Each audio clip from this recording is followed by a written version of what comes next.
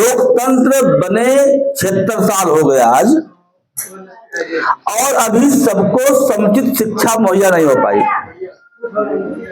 अभी इतनी बड़ी आबादी शिक्षा से वंचित है, साक्षर भी नहीं हो पाए, शिक्षा की बात छोड़ दीजिए।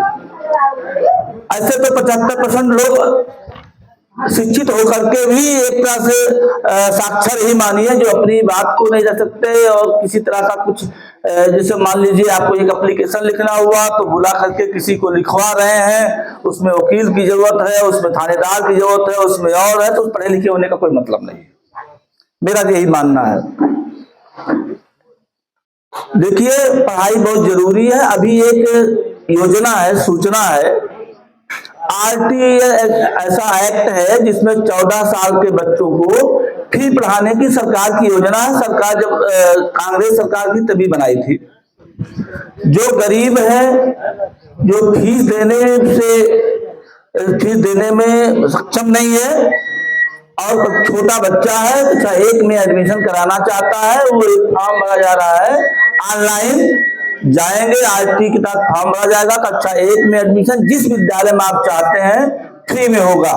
जिस भी मॉन्टेसरी विद्यालय में आप कहीं चाहते हैं उसमें फ्री में एडमिशन होगा। आपकी जानकारी होनी चाहिए। जूनियर कक्षाओं में भी तमाम विद्यालय हैं जहां फॉर्म भरे जा रहे हैं और इसका प्रचार प्रसार होना चाहिए, नहीं हो पा रहा और लोग नहीं जान पाते हैं, मोबाइल में पता नहीं क्या चलाते रहते हैं, कुछ अच्छी योजना, अच्छी बात नहीं जान पाते हैं, सोशल मीडिया पर दिनों रात लगे रहते हैं। तो माताओं से भी निवेदन है कि ऐसे ही उसमें ऐप खोलें जिसमें कुछ जानकारी मिले आगे बढ़ने के लिए। तो जिसमें भी इतने लोग हैं, जिसका बच्चा 1 में एडमिशन कराना चाहता है कोई भी, वो किसी भी सीएससी पे जाकर के फॉर्म भर सकता है और उसका बच्चा जिस भी मॉन्टेसरी में पढ़ना चाहता है पढ़ेगा। सरकार चाह रही है कि प्राइमरी अभी तोड़ी तो नहीं है, लेकिन टूटने के कगार पर इस नाते बना रही है कि जब गरीब के बच्चे भी मॉन्टेसरी में वो पढ़ाएंगे तो प्राइमरी जरूरत क्या पड़ेगी, बच्चे और संख्या कम होगी तो प्राइमरी टूट जाएगी। ऐसे ही जूनियर स्कूल के लिए भी है, तमाम विद्यालय हैं उसमें बच्चों की संख्या कम है और तमाम विद्यालय खोले भी जा रहे हैं। पैसा यहाँ से नहीं पूरा पड़ रहा तो और खोल करके वहां से भी लूटो, वहां से भी लूटो, तमाम तौर की लूटने की परंपरा बनी हुई है। तो कोई लूट तक सकता है जब हम लुटाने की क्षमता रखते हो। कोई हमको कब लूट पाएगा? जब हम जागरूक नहीं होंगे तब हमको कोई लूट लेगा, कोई भी लूट लेगा। यहाँ साइबर वाले तमाम देखिए मोबाइल से पैसा लूट ले रहे हैं। बिना विद्या के हमारी दुर्गतिया हुई गे राम, स्टेशन पर गैली टिकट कटावे गधरी धर उतारी चोरवा मारी नहीं गे राम। तो बिना ज्ञान के कभी भी कोई भी लूट सकता है। हमारे यहाँ एक गंगाराम थे, काम करते थे, लोगों को मालूम है, यहाँ लोग आए हैं, वही बगल के थे। तो गंगाराम एक दिन काम करने आए तो कहे यार हमारा 10,000 रुपया चला गया। हम कैसे चला गया? कहीं लड़की थी, वो मोबाइल ली थी, कही कि जो है हमको बता ही नहीं, और कोई कहा कि आप इतना भेज दीजिए तो इतना रुपया आपको मिल जाएगा। अब वो बीए में पढ़ने वाली लड़की, आजकल बीए की बात बता रहा हूँ, बीए में तो कोई मतलब नहीं है। अब वो उसी को कर दिया और उसका 10,000 रुपया था, वो किसी से लाइए, और जो बचा उचा था वो भी जाकर के सीएसटी में डलवा करके फिर पूरा किया, शाम को दिया और पापा को भी नहीं बताया, बाप को नहीं बताया, और उसका 10,000 रुपया चला गया। हमने कहा गंगाराम तुम्हारी मजदूरी 10,000 रुपया कितने दिन की है? कहें बाबू कम से कम 1 महीना 1.5 महीना लागी जाए, 1.5 महीने से कम तो नहीं लागी, तब 300 मजदूर। तो हमने कहा इस तरह से आजकल के पढ़ाई है जो कभी भी कहीं भी लोग ठग ले रहे हैं। बगल का पड़ोसी ठग ले रहा, आप तो सुना हो कि रिचार्ज का ओटीपी जान ले तो कोई भी कहीं से पैसा निकाल ले रहा है। इसके लिए जागरूक बनिए, और जागरूकता केवल पढ़ाई से नहीं आती है, हर बिंदु पर सोचने से आती है कि ये क्या हो रहा है, ये कैसे हो रहा है, ये क्यों हो रहा है।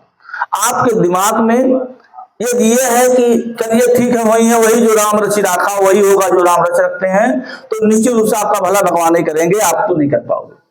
आपको चलना होगा, आपको जगना होगा। संगठन ये जगाने का भी काम करने का प्रयास कर रहा है और ऊपर उठाने का भी। जैसे आपने कहा कि परशुरामपुर में वो मंडी नहीं है, तो सही है कि मंडी, जब भी हम सरकार के भरोसे रहेंगे मंडी बनाने के और कामों के लिए, सरकार का भरोसा जब तक करेंगे तब परेशान रहेंगे। आज वहां जहां मंडी है वहां टूट रही है, कहीं मंडी बनी नहीं है, बनने के लिए है। तो तमाम ऐसे अनाज भी हैं जो पैदा किए जाएं, मिल्ट पैदा किए जाएं, और चीजें हैं जो मंडी में बहुत जाने की जरूरत नहीं है, खुद मंडी बना लीजिए, मंडी बनाइए, उनसे मिल्ट अनाज जैसे सावा को चल रहा था ना, और चीजें ऐसी चीजें उपजाइए, उपजवाइए। इसके लिए रिसर्चर गुरु जी, डॉक्टर साहब आपके पास तो थे कोई उससे संबंधित, मैं चाहता हूं कि हर रविवार को अलग अलग विभाग से संबंधित जानकारी भी 10 मिनट 15 मिनट के लिए दी जाए और उस पर लोग अमल करें। जैसे किसी दिन एजुकेशन पर बात की जाए, तो किसी दिन कृषि के फसल पर बात की जाए, तो किसी दिन और कानूनी सलाह के रूप में बात की जाए, तो किसी दिन और कुछ इसके लिए बात की जाए। हर विषय पर चर्चा होना जरूरी है, और संगठन इसका प्रयास कर रहा है। मैं संगठन का बहुत बहुत प्रशंसा करता हूं कि इतने कम समय में अगर लोग जिले में ही सही लोग जान गए हैं, जिले में लगभग हर कोने के लोग जान गए हैं संगठन के बारे में। हाँ, उनकी उदासीनता है कि उसको बहुत लाइटली ले रहे हैं, मतलब हल्के में ले रहे हैं, और उनको लेना होगा, आज नहीं तो कल जगना होगा, बिना जगे कुछ मिलेगा नहीं। अगर जगोगे नहीं तो ठीक है, यहाँ एक कानून है कि कोई खाने बगैर ना मरे, तो खाने बगैर मरने नहीं पाओगे, और ऐसा सरकार की योजना भी है, खाने बगैर कोई नहीं मरेगा, तो दे रहा है। लेकिन केवल जिंदगी में खाना ही है क्या? खाने के लिए जियो क्या? हम लोग पढ़ते थे तो गुरुजी कहते थे eat to live, live to eat, रहने के लिए खाते हो, खाने के लिए हो। तो कुछ बच्चे ऐसे पहले कह दिए कि खाने के लिए है, नहीं पता है मतलब खाने के लिए है मतलब केवल बस मिल जाए खाओ रहो।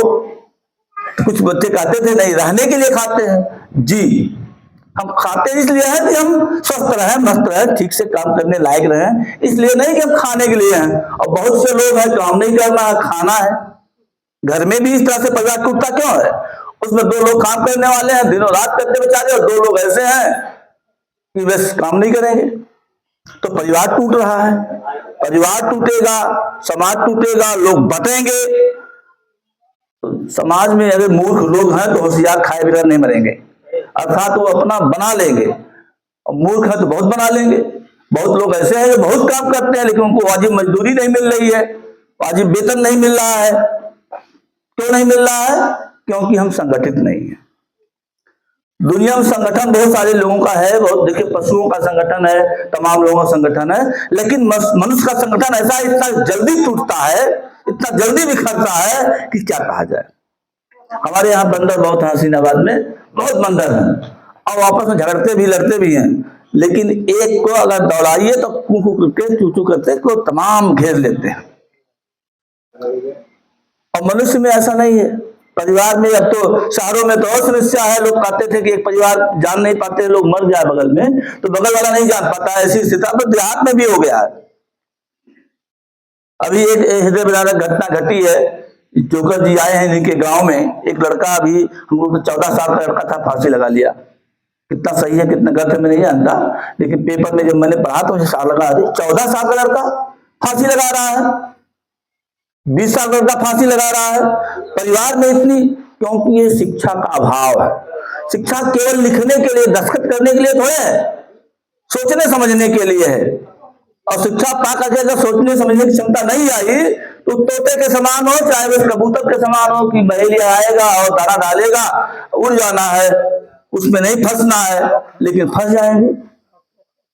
आदरणीय बंधुओं, निवेदन है शिक्षा पर जोर दीजिए। इसके लिए आप तंबाकू छोड़ना पड़े, चाय छोड़ना पड़े, शराब छोड़ना पड़े, जो भी चीजें हैं इस तरह से जो बिना काम के शरीर में जा रही हैं, बेकार में उसको हम ठूसे जा रहे हैं, डस्टबिन बना करके उसको बंद कर दे। शिक्षा का बहुत सारा भार आपके ऊपर से कम हो जाएगा, अपने आप कम हो जाएगा।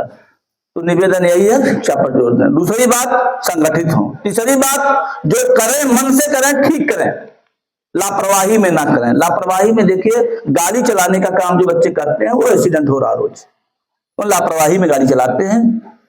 उनको सीमा नहीं मालूम है कितना तेज चलना चाहिए, उनको किस तरह से चलना चाहिए, किस वे में चलना चाहिए नहीं पता है।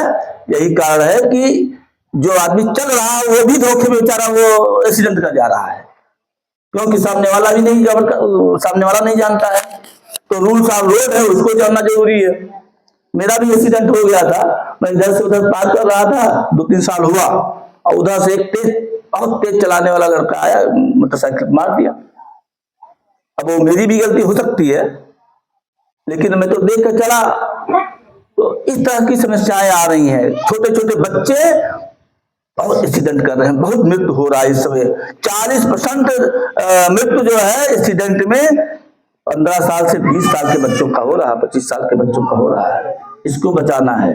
बच्चों को डांटिए, समझाइए, दूसरे के अगेंस्ट खड़ा मत कीजिए। परिवार के चाचा उनके अगेंस्ट खड़े हो जाओ, ये कैसे बोल दिए, कैसे डांट दिए। संयुक्त परिवार था तो ऐसा नहीं था। थैंक यू, बहुत बहुत धन्यवाद।